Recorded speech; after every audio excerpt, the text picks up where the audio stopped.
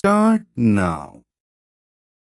They should ship all the coal Monday, the 10th of May.